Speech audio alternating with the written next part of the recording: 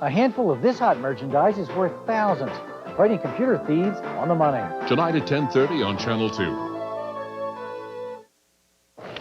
The basement of the World Trade Center looked like a tomb today as investigators searched for clues. As of tonight, the U.S. is actively involved in the war in Bosnia-Herzegovina. We will have details on Phase 1. Fresh from his trip to Asia, San Francisco's mayor today found himself practicing much-needed damage control. And the end of the drought is bringing change to the Bay Area landscape. Those stories and all the news on this Saturday evening, February the 27th, 1993. Live from KTVU, this is the Emmy Award-winning 10 o'clock news on Channel 2, the #1 primetime newscast in the country. Good evening, I'm Leslie Griffith. In New York City tonight, 2 people are unaccounted for, officially missing following yesterday's massive explosion at the World Trade Center, the most massive of its kind in U.S. history. The death toll now stands at 5 people, with more than 1,000 injured, most from smoke inhalation. Meanwhile, investigators today moved ever closer to saying the explosion was indeed caused by a bomb. But they still do not know who may be responsible. 19 different people and groups called to claim responsibility after the explosion. New York Mayor David Dinkins arrived at the site today from Japan. He commented on the success of rescue efforts and on the relatively low fatality rate. I suppose the thing that's most amazing is that more people weren't killed, especially having occurred at the hour that it did and in the place that it did. The low fatality rate becomes even more remarkable after seeing this footage taken inside the destroyed underground area today. The explosion tore through the walls and heavily reinforced ceilings of a parking garage and a police command center. A police officer narrated what the camera crew was seeing. They still don't know where this door came from. There's no doorway nearby for it to have come from. It just flew from wherever. Nobody goes past the red line, okay? We have the clearance. This is the command center for police. This is our break room here. The whole room has been lifted off its base. We had an officer in here who was buried in the rubble, and he managed to get out through here and save his lieutenant, who was buried in the office back here. For all of the damage, engineers say the World Trade Center is still structurally sound. It will reportedly remain closed through Monday, and there's no word on when it will reopen. President Clinton today offered words of consolation for New Yorkers and pledged the federal government's help in the investigation. In his radio address today, Mr. Clinton said, quote, "Americans should know that we'll do everything in our power to keep them safe in their streets, their offices, and their homes." As for the investigation into the cause of the explosion, all evidence points to a car bomb. Diane Dwyer is in our newsroom, and she has the latest for us. Diane. Leslie, New York's police commissioner says traces of nitrate have been found in the basement rubble of the World Trade Center. And because of the massive amounts of damage underneath the Twin Towers, it could take days before investigators can thoroughly go over the scene. Still, they say the discovery of the nitrate, coupled with the amount of heat and damage generated by the blast, all add up to only one thing. They say it had to be a bomb. Looks like a bomb, it smells like a bomb, it's probably a bomb. Investigators say they will be looking for 2 very important pieces of information when they start searching through the rubble. They will look for pieces of the detonator to trace back where it was made. And according to a former U.S. intelligence officer now living in Marin County, they will also be looking for specific information to trace back where the plastique explosives came from. If the explosives are domestic, then there are certain tags that are put in those explosives, and they can be identified because they always leave a footprint at the site of the explosion. We would assume that it came from outside the United States if it did not have a tag attached to it. That information will help answer the question of who planted the explosives, causing yesterday's chaos and fear in New York's landmark buildings. Tomorrow's New York Times is reporting that investigators are taking one of the 19 calls claiming responsibility more seriously than the others. That caller cited strife in the former Yugoslavia. Plus, FBI Director William Sessions today acknowledged that the explosion may be connected to the fighting in the Balkans. He noted that groups involved in that war are meeting in New York. No matter who is to blame, officials say it's important for people not to give in to the fear of terrorism. Fear is another weapon that's used against you. And that's what terrorists are all about, if these were terrorists. And what they're trying to do is deny you normalcy.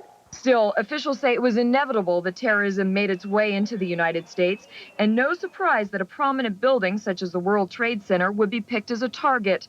Former intelligence officer Alan Buckaloo says the explosion has the markings of a very sophisticated terrorist group. It took place in the second parking level between the two towers, which was a perfect place to put it. If you're going to do a lot of damage, what you want to do is try to get the superstructure so that those buildings start collapsing inward or collapse outward. Now, one expert says the timing of the blast just a month after President Clinton's inauguration may indicate a test of sorts for the new president.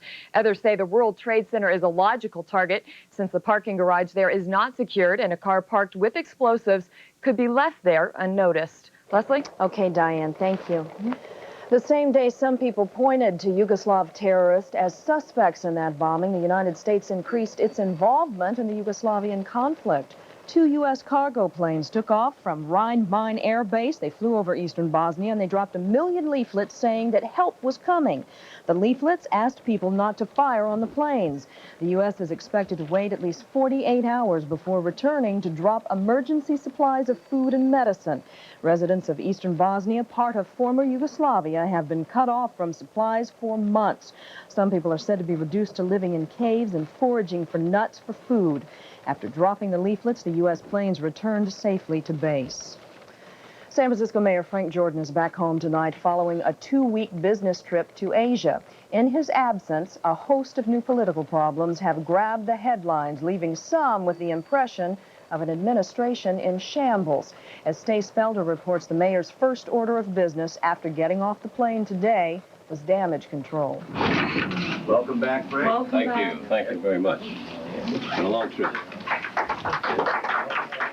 Looking surprisingly chipper for a man who just spent 17 hours on a plane, San Francisco Mayor Frank Jordan came home today.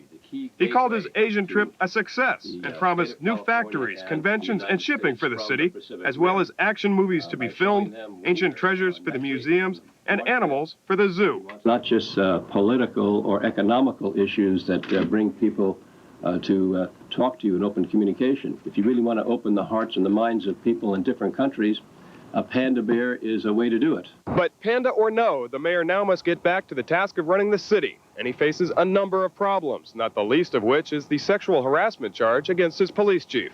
Officer Joanne Welsh went public with her allegations against Police Chief Tony Rivera about the time the mayor left on his trip. Today, Jordan had no kind words for Welsh's boyfriend, Supervisor Bill Maher, who earlier this week apologized for trying to intercede on her behalf. He said that he felt really bad about what happened. Well, I believe he damn well should feel very bad about what happened, because it is, to me, a third-rate soap opera that San Francisco doesn't deserve. That matter may be resolved at a special police commission meeting tomorrow. Yet to be resolved, however, is a report that top Jordan advisor Clint Riley was injured in a scuffle yesterday with Examiner editor Phil Bronstein, possibly because newspaper stories critical the mayor's administration. I know I did not send him there, and there was no special issue that I wanted him to deal with. But, if that were the case, I believe I would have gone down there myself to deal with it. Jordan is also going to have to deal with the less intriguing but more pressing issues of a $184 million budget and finding a replacement for departing supervisor Robert Achtenberg. I want to get off of all the personality issues and all the backbiting and undercurrent and all the soap operas and get into actual, let's get some leadership going, let's get some action. Things won't be getting any easier for the mayor either. Monday will be the last day for Jordan's press secretary, and he hasn't decided on a replacement. In San Francisco, Stace Felder for the 10 o'clock news. A small child makes a hideous discovery in this East Bay home. 2 homicide victims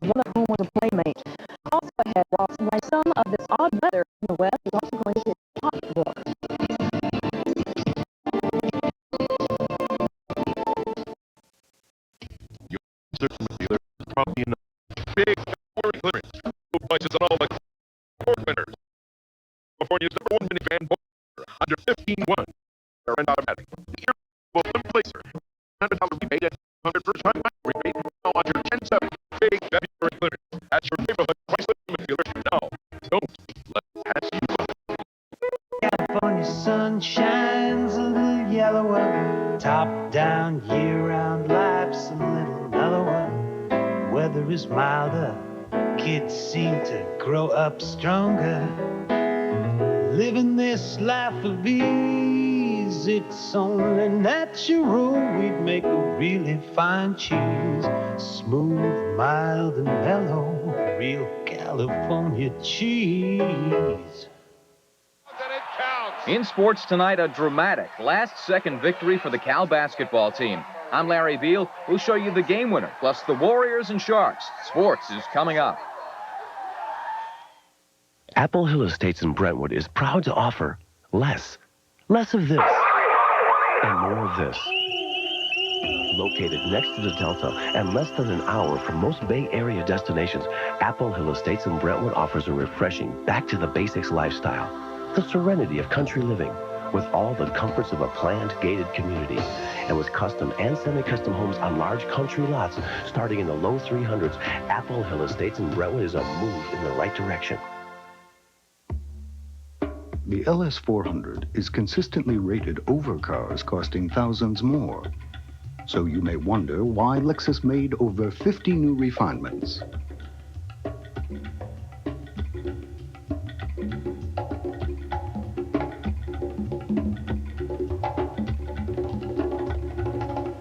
If at first you succeed, try again.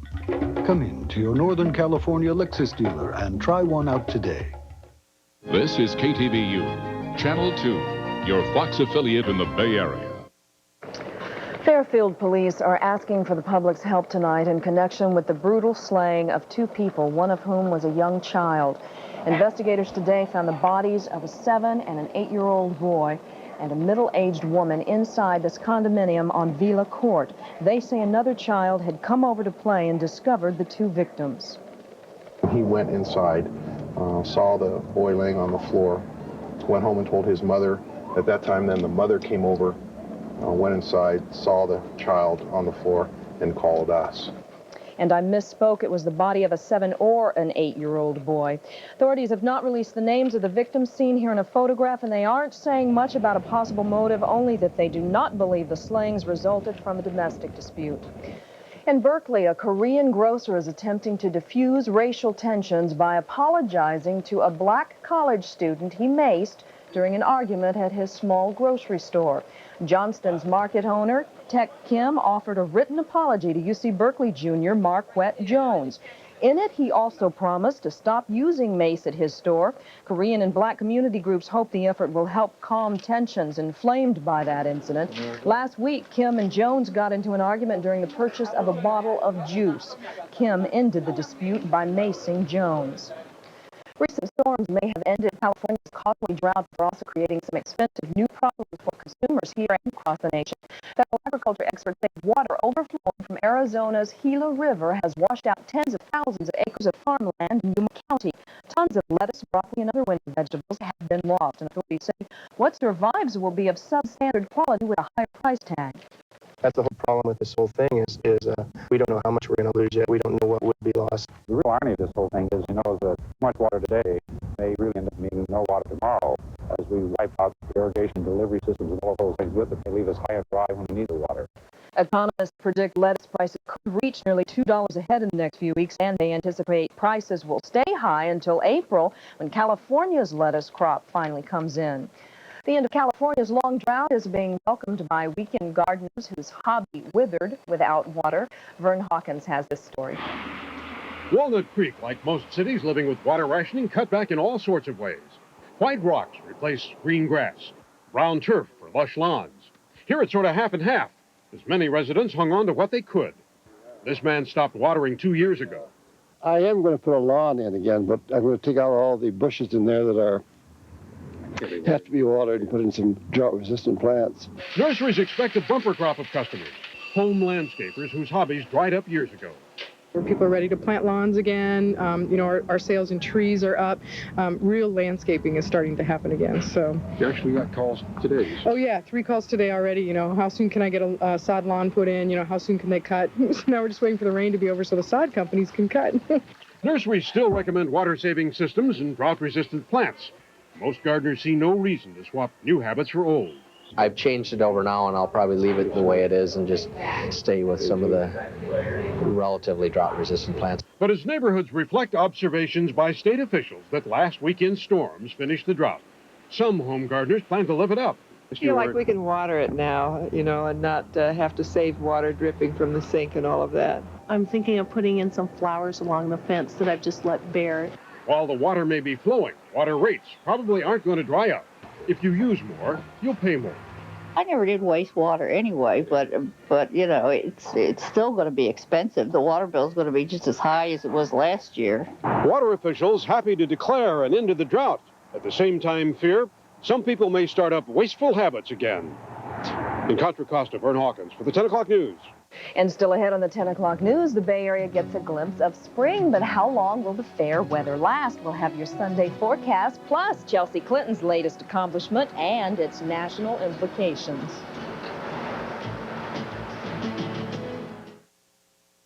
How does the news here at home and around the world affect your career, your lifestyle, your wallet? I'm Brian Van Miller. This week, it's being stolen and sold through the black market. A handful is worth thousands. It's not drugs, it's computer chips. Weight for weight, silicon, some of the silicon chips are worth more than gold.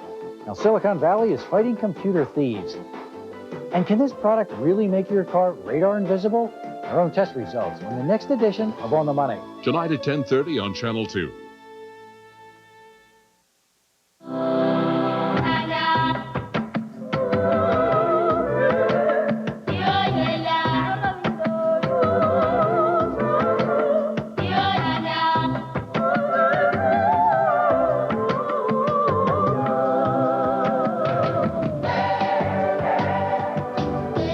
It's the way we make you feel that makes people fly British Airways, the world's favorite airline. Debbie? One day, Jeff sat down to figure out how much we'll have for retirement. How's it going, Einstein? Very funny. Take a look at I thought we were doing a pretty good job.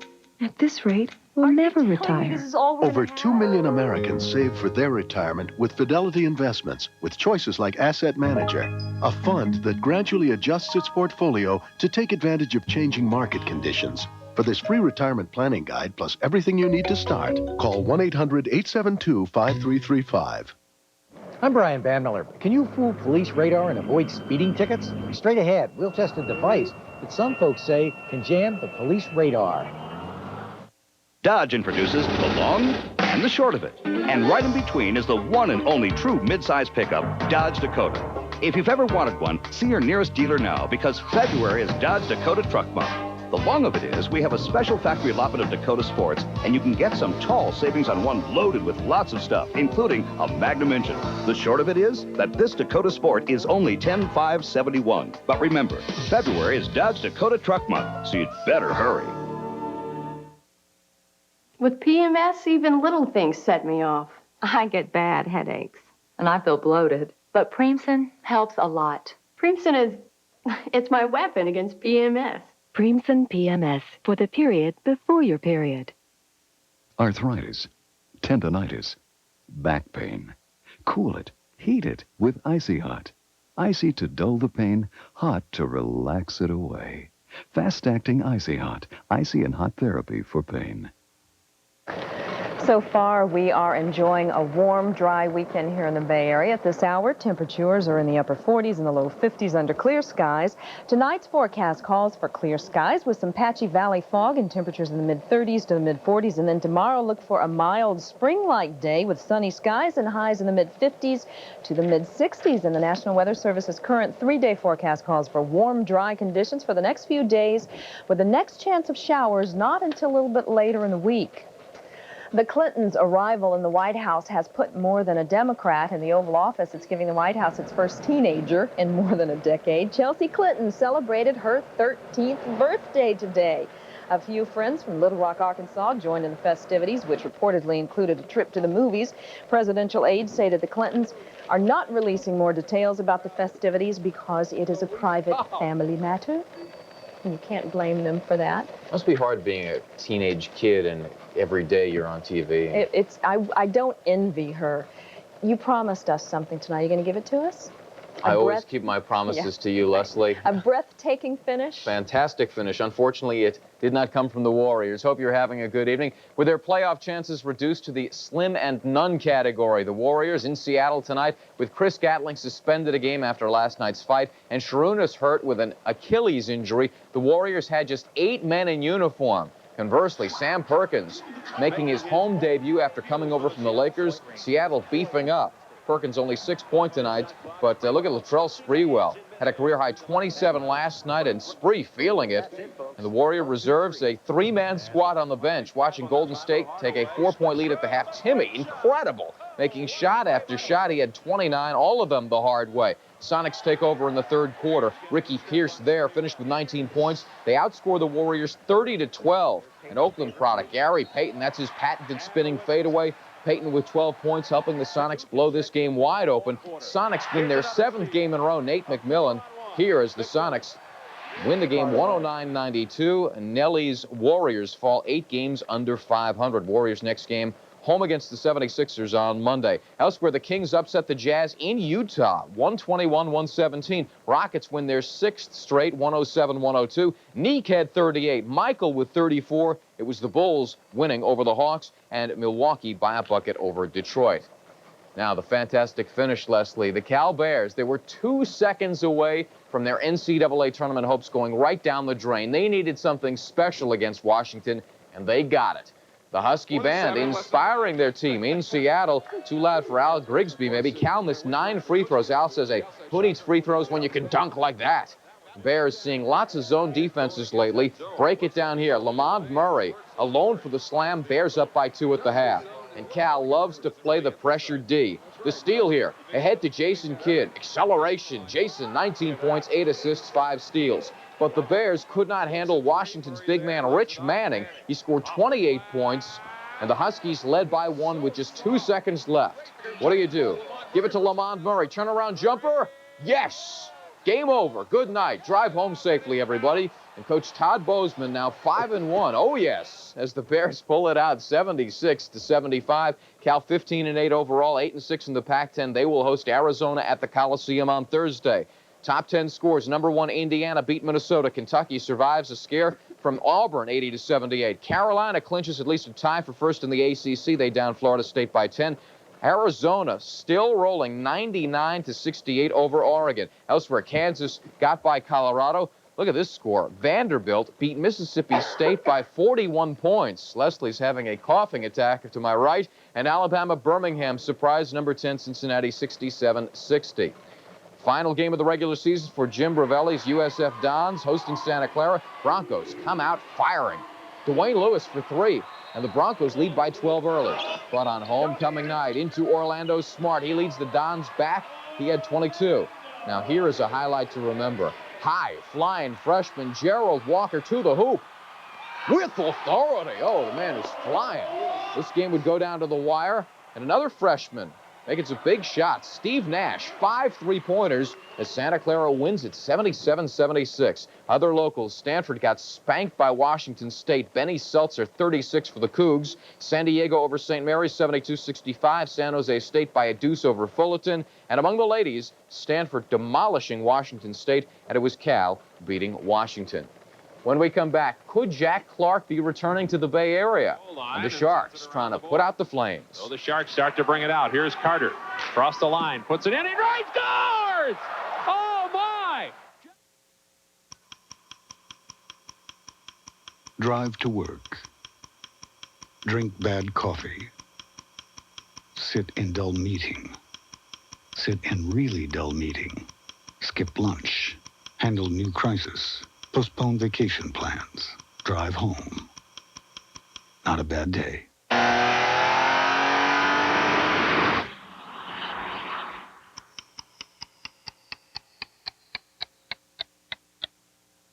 Do you know how quick and easy it is to make a bubble? Vittorio, tell them about the sauce. My mother. And now it's easier than ever with new bubbly pizza sauce. Tell them it's as easy as making a sandwich. Oh, Mama, who'd want a sandwich when they could have a bubbly? Bubbly with cheese, bubbly with chicken, bubbly with spaghetti. They're all so easy to make with new bubbly pizza sauce. Look for it on the bubbly rack like this. And remember, it's more than a pizza. It's a bubbly.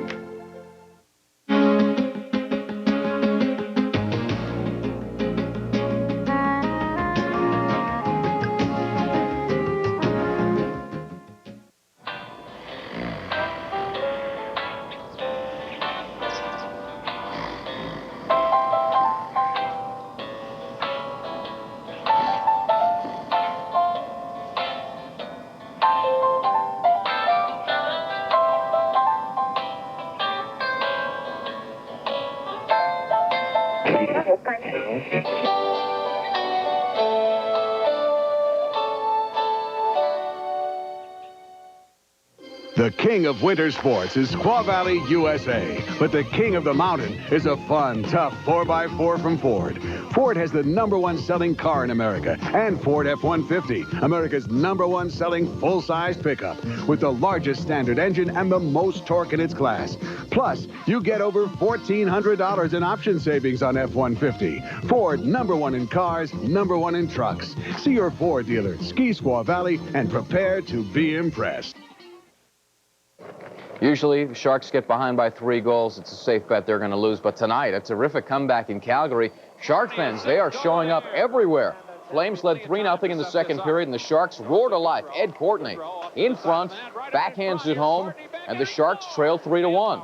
Seconds left in the period. UB McDonough deflects it in, and the Sharks now trail 3-2. Look out, it's a feeding frenzy. Third period begins. John Carter, a blast through the legs of John Reese, who would come out right after that. Sharks would take a 4-3 lead. Calgary ties it, and with under 4 minutes left, Theron Fleury lights the light. Flames escape with a 5-4 win. Sharks will travel to Edmonton to face the Oilers tomorrow night. Jack Clark's bags are packed again. After being released by the Red Sox, his 5th different club, there's a chance that the ex-Giant could return to the Bay Area with the A's. Oakland manager Tony La Russa says he will consider the idea of signing Clark after the Slugger clears waivers on Wednesday. Now, we don't know about Clark, but you'll see plenty of Mike Bordick this year. Walt Weiss is now a Marlin, so the shortstop position belongs solely to Bordick. Last year, he proved himself hitting .300. This year, Bordick is the anchor of the infield. On one hand, the fact of going out there and proving myself and prove that I could play at that level, I think was important for myself and prove to management and coaches and, front office people and my peers as well. But on the other hand, going out there and trying to prove yourself again, but that's part of it, I think. To get that kind of pressure put on you, that's part of the game. I'm looking forward to it. That's a wrap on sports. Big feature on Barry Bonds tomorrow night on Sports Good. Wrap. I'm looking forward to All it. Thank you, Larry. That's our report for tonight. Thank you for joining us. For everyone here at KTVU, I'm Leslie Griffith. On the Money with Mr. Band Miller is coming up next. We'll see you tomorrow. Straight ahead, high-tech thieves are targeting companies up and down the West Coast. We'll find out what they're after. And we'll see if you can actually jam police radar. Next on The Money.